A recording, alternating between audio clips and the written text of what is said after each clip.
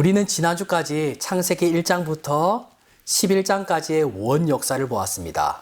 그리고 이 원 역사의 큰 네 가지 사건을 다루는데 하나님께서 세상을 창조하신 사건, 그리고 아담과 하와가 범죄함으로 에덴 동산에서 쫓겨난 사건, 온 땅이 악으로 가득할 때 세상을 물로 심판하신 사건, 마지막 바벨탑 사건까지 이 세상을 누가 창조하셨는지와 함께 창조의 목적에서 벗어난 인류 속에 있는 죄의 문제를 지적하고 또한 그 죄에 대한 결과들을 보았어요.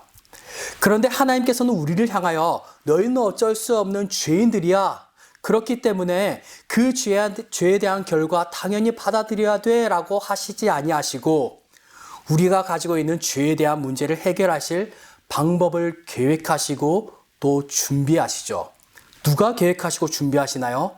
인간이 아니라 하나님께서 계획하시고 또한 준비하셨다라는 것입니다. 그 계획이 바로 오늘 본문 12장부터 시작되며 믿음의 조상이라 불리는 아브라함으로부터의 시작인데요. 사실 아브라함에 대한 이야기는요, 오늘 본문 12장부터 본격적으로 시작되지만은 11장 후반부인 데라의 족보에서부터 시작이 됩니다. 아브라함은 그의 아버지 데라를 비롯하여 아내인 사레, 그리고 자신의 조카인 롯과 함께 자신의 고향인 갈대아인의 우르를 떠나 가나안 땅으로 가고자 하지만은 하란에서 거류하게 되었고 하란에서 그의 아버지 데라가 죽게 됩니다. 이 가족들이요, 가나안 땅으로 가고자 하였지만은 왜 하란에서 거류하였는지, 아버지 데라가 노쇠하여 가나안까지 가기 힘들어서 하란에서 거류하였는지, 혹은 이제 약속의 땅인 만큼 하나님의 직접적인 말씀이 없었기 때문에 하란에서 멈춰섰는지, 가나안 땅으로 가던 중 하란에 거류한 이유에 대하여 성경에서 명확하게 나오진 않습니다. 하지만 명확한 것은요, 아버지 데라가 죽은 후 하나님께서 아브라함에게 찾아오셨고 아브라함은 그 말씀을 따라 이제 가나안 땅으로, 하나님께서 약속하신 땅으로 갔다라는 것이에요. 이처럼 하나님은요, 한 민족을 택하시고 또 여러 공동체를 택하시어 하나님의 구원의 역사를 이루어 가시기도 하시지만요, 때론 한 사람을 택하시어 그 사람을 통해서 구원의 역사를 이루어 가시기도 하신다라는 것입니다. 하나님은 오늘도 이러한 한 사람을 찾고 계신 줄로 믿습니다. 할렐루야. 사랑하는 여러분, 그 한 사람 바로 여러분들 되시기를 주님의 이름으로 축복합니다. 할렐루야. 저는 하나님의 축복과 은혜에 대한 그런 사모함이 큽니다. 예. 다들 그러한 마음이 있겠지만은 저는요, 하나님, 저를 좀 사용해 주세요. 예. 저를 좀 주님의 나라와 주님의 그 일을 위하여 저를 좀 써주세요 라는 마음이 있는데요. 저는 38년이라는 시간을 부산에서 살았습니다. 부산의 거제동이라는 곳에서 태어났고 자랐으며 결혼도 하고 자녀들 또한 이제 낳았는데요. 심지어 군생활 또한요, 부산에 자대 배치를 받아서 군생활을 하였어요. 또한 부산은 제가 처음 교회를 다니는 곳이기도 하고 하나님을 만난 곳이며 또 사역자로서 길을 걸어가고자 결단한 곳이며 또 첫 사역을 한 곳이기도 합니다. 이러한 모든 경험들이 녹아져 있는 곳이 바로 부산이며 특히 부산에서도 거제동이라는 곳인데요. 그러니 부산의 거제동은 저의 40여 년의 모든 경험과 추억들이 담겨져 있는 곳이며 또 제 인생의 전부였던 곳이다라고 해도 과언이 아닐 정도입니다. 그러던 어느 날 제 마음 가운데 하나님을 향한 갈망, 그리고 또한 제가 사역자로서의 그런 성장, 여러 가지의 그런 요소들이 혼합되어서 제 마음을 쿵 치는 것이었습니다. 무엇보다 제가 부산의 거제동에서 태어났으니, 그곳에서 40여 년을 생활을 했으니 익숙한 환경, 익숙한 사람들, 또한 익숙한 사역들, 익숙한 모든 것들이 나로 하여금 안정감을 주기도 하였지만은 또한 영적으로 제가 안주해야 하고 있는 모습을 보면서 내가 이 익숙함을 떠나야 하겠다라는 마음이 제 마음을 쿵 치는 것이었습니다.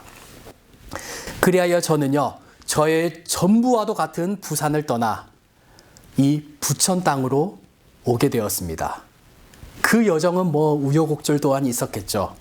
그리고 지금은 사람들과 목회자들조차도 꺼려하는 교회 개척교회라는 새로운 발걸음을 내딛었어요.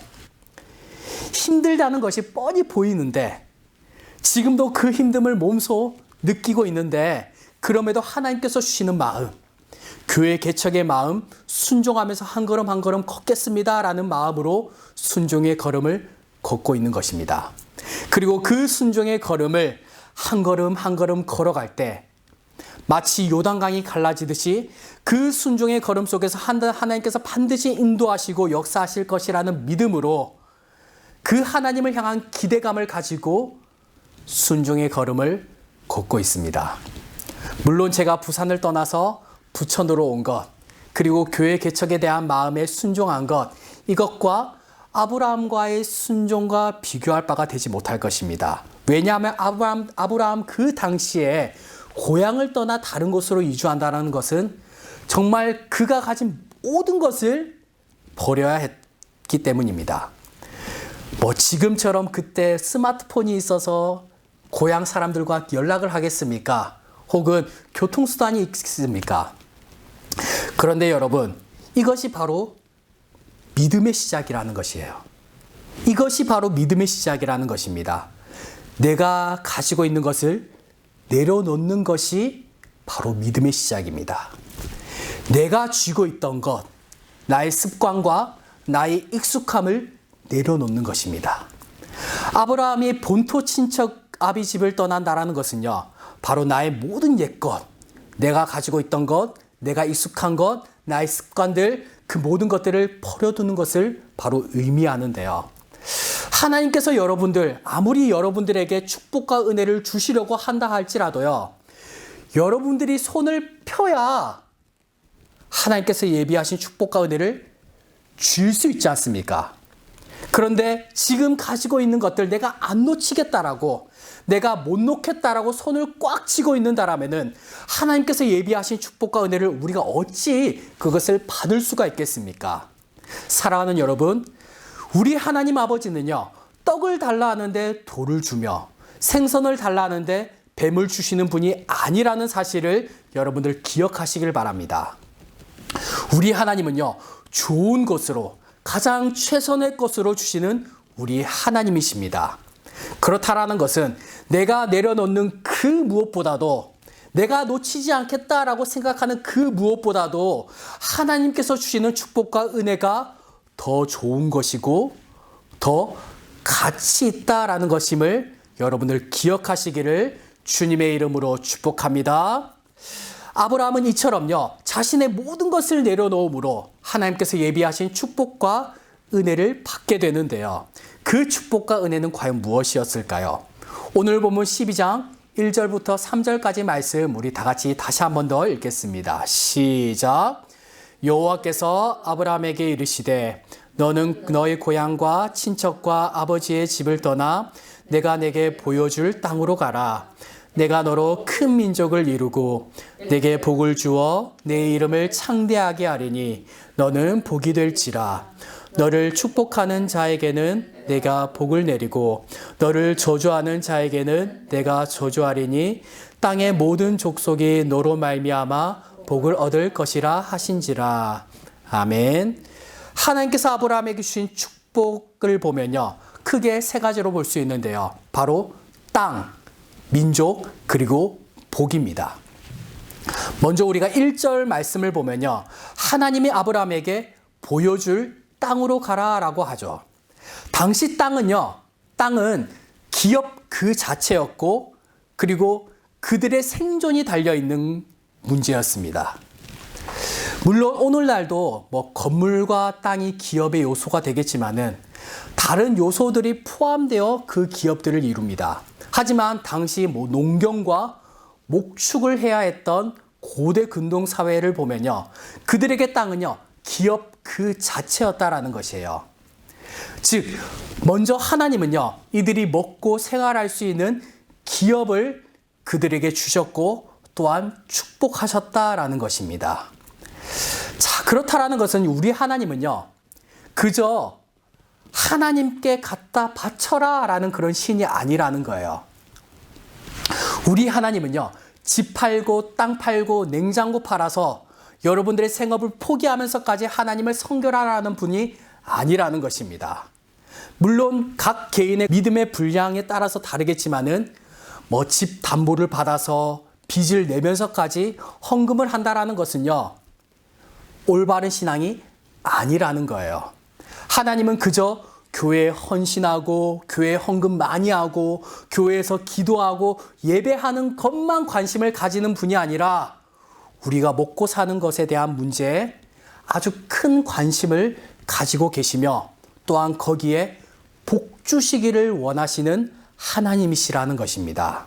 사랑하는 여러분, 우리 기업에 하나님의 인도하심과 축복이 가득하시기를 주님의 이름으로 축복합니다. 우리의 직장과 우리의 모든 하는 일 가운데 하나님의 인도하심과 하나님의 은혜가 충만하시기를 주님의 이름으로 축복합니다. 그리고 두 번째로 2절을 보면요, 하나님이 아브라함에게 큰 민족을 이루겠다라고 하시는데요. 사실은 오늘날은 결혼을 하지 않고 혼자 사는 1인 가족도 늘고 있으며, 결혼을 하더라도 자녀를 낳지 않고 부부끼리 행복하게 살겠다라는 그런 딩크족 또한 많이 늘어나고 있습니다. 하지만 불과 100여 년 전만 하더라도, 우리나라만 하더라도 자녀를 낳지 못한다? 특히 아들을 낳지 못한다라는 것은 여자에게 있어서 아주 큰 수치심이었습니다. 이와 같이 성경에서도요, 레아와 라헬의 이야기를 보고 또 분인나와 한나의 이야기를 보면 알 수 있듯이 아브라함 당시 아들을 낳지 못한다라는 것은 여자로서 큰 수치심과 모욕이었어요. 하지만 아브라함의 아내 사라에게는 자식이 없었죠. 그렇다면 하나님께서 아브라함을 향하여 큰 민족을 이루시겠다라는 것은 아브라함과 사레 사이에 자식을 주시겠다는 하나님의 약속이자 그런 축복인 것인데요. 그런데 오늘 본문 4절을 보면요, 아브라함이 하란을 떠날 때 75세였더라라고 말씀을 합니다. 아브라함과 사레의 나이 차이가 10살 차이였으니 하란을 떠날 당시의 사라의 나이는 바로 65세였다라는 것입니다. 그런데 65세면요, 이미 폐경을 지나 아이를 낳을 가망성이 없는 나이인데 하나님은 아브라함에게 큰 민족을 이루시겠다라고 약속을 하세요. 큰 민족은커녕 자식조차 없는데요. 그런데 아브라함은 그 약속을 가지고 믿고 나아갑니다. 물론 이 아브라함의 삶을 보면요, 그 약속과 축복이 실현되기까지 25년이라는 시간이 지났고요. 그 시간 속에서 그 중간에 아브라함이 의심이 들어서 여종 하갈을 대신하여 자식을 낳는 잘못된 방법을 택하기도 하였습니다. 그럼에도 하나님은요, 그 약속에 대해서 신실하시게 아브라함은 100세에 사라 90세라는 나이에 아들 이삭을 주시죠. 사랑하는 여러분, 앞서 우리의 것을 내려놓아야 한다라고 말씀을 드렸습니다. 그런데 그 내려놓음과 그리고 믿음의 결단 후 하나님의 축복과 은혜가 우리에게 실제로 오기까지 반드시 인내의 시간이 필요하다라는 것입니다. 내가 하나님의 약속을 받았고 내가 믿음의 결단을 했고 내가 내 모든 것을 내려놨으니 지금 당장 하나님께서 나에게 그 축복과 은혜를 주시겠지? 아니요. 반드시 인내의 시간이 필요하다라는 거예요. 아브라함 또한 25년이라는 시간을 기다린 후에야 아들 이삭을 받게 되었습니다. 그리고 그 인내의 시간 속에서 때로는요, 우리 마음 가운데 의심이 들 때도 있어요. 그리고 아브라함처럼 넘어질 때도 있겠죠. 그런데 여러분들 기억하시길 바랍니다. 그 시간들조차도 헛되지 않은 시간이라는 사실을 말입니다. 그 시간들조차도 헛되지 않은 시간들이에요. 때론 내가 의심이 드는 그 시간들, 그리고 고뇌한 시간들, 때론 넘어지는 그 시간들, 그 모든 시간들이 내가 헛되구나, 그런 것이 아니라 그것이 결국 하나님의 좋은 의를 이루기 위한 시간들이라는 것을 우리는 기억해야 할 것입니다. 아브라함이 믿음의 조상이 된 가장 결정적인 사건은 아마 100세에 낳은 아들 이삭을 바쳐라 라고 한 그 사건일 것입니다. 그런데 만약 그의 믿음의 여정이 아주 순탄하였다라면은 이러한 믿음의 큰 믿음을 과연 볼 수가 있었을까요? 그 믿음의 여정 속에서 아브라함이 넘어지고 깨어지는 그 시간이 있었기 때문에 아주 결정적인 그 믿음의 순간 속에서 그의 생각과 마음이 온전히 하나님을 신뢰할 수 있지 않았었겠냐라는 것입니다. 할렐루야. 그리고 마지막 세 번째로 다시 한 번 더 2절을 보면요. 너는 복이 될 것이다 라고 말씀을 합니다. 내게 복을 주어 이름을 창대하게 할 것이다 라고 말씀을 하시는데요. 여러분들 앞장 11장의 그런 바벨탑 사건을 보면요. 바벨탑을 쌓는 이들은 자신의 이름을 내고자 하였지만은 하나님께서는 아브라함에게 복을 주어 그의 이름을 창대하게 하셨습니다. 바벨탑은 그들 스스로 자신의 이름을 내고자 하였지만은 아브라함은요. 하나님께서 그의 이름을 높이시고 그의 이름을 창대하게 하셨다라는 것이에요. 그리고 하나님께서는 너는 복이 될지라 라고 말씀을 하시는데요. 즉 아브라함 그 자체가 복이라 라는 것입니다. 아브라함 그 자체가. 여러분들 사람은 누구나 복을 받고 싶어 합니다. 여러분들 누가 저주를 받고 싶어 하겠습니까? 그리하여 우리나라에서도 새해가 되면요. 이렇게 인사를 하죠. 우리 옆에 분들에게 서로 인사하겠습니다. 새해 복 많이 받으십시오. 예. 새해 복 많이 받으십시오. 라고 인사를 하고 또 외국에서도 God bless you. 예, 이렇게 축복의 인사를 건네기도 합니다. 그만큼 인간이란 존재는요. 복에 메말라 있고요. 목말라 있고 복을 찾으러 다니고 또 복 받기를 원하는 존재들이라는 것입니다. 오늘날 많은 그리스도인들 또한 점집을 찾아간다라는 그런 기사를 최근에 본 적이 있습니다. 그런데 이것은 오늘날 뿐만이 아니라 사실 예전에도 마찬가지였죠. 그런데 우리가 다 알잖아요. 다 알잖아요. 그리스도인들은 그런 곳에 가면 안 된다라는 것을.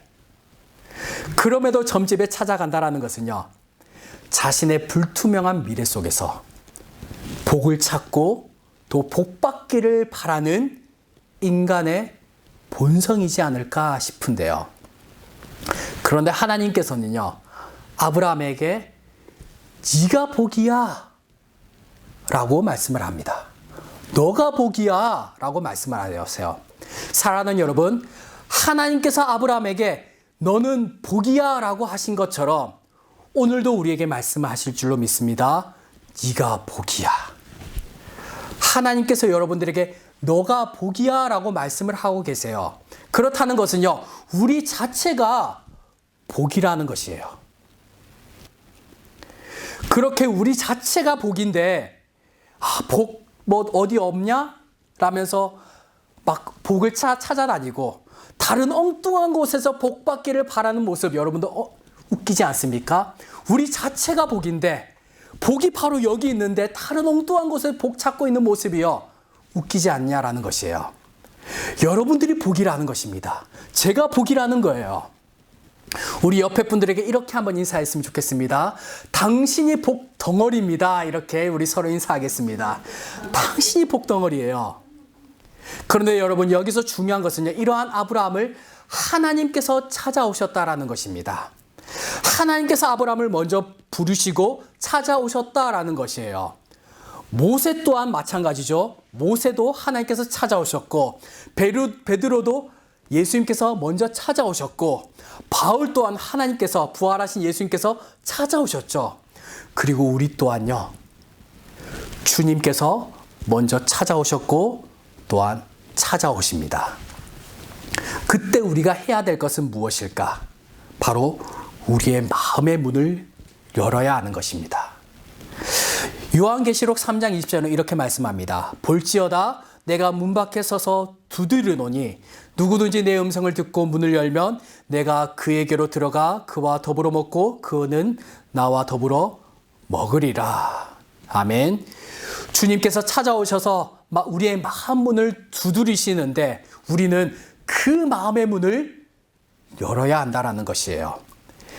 우리가 또한 생각할 것입니다. 우리의 마음 문을 열면은 내가 쌓아두었던 그 모든 것들, 내가 채워두었던 그 모든 것들 빼앗길 것 같고 문을 열면 괜히 내가 손해볼 것 같다라는 그런 마음이 느껴질지라도 우리는 기억해야 돼요.